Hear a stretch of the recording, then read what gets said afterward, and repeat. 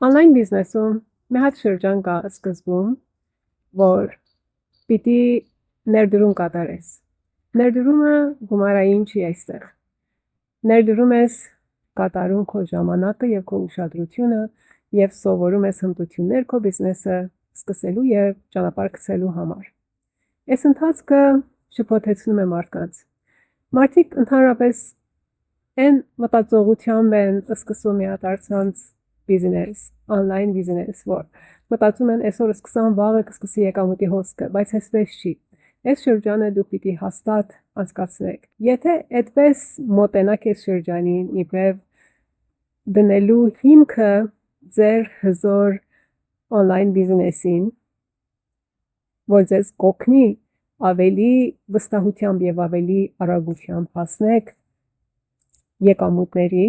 ամեն ինչը տեղի կընկնի։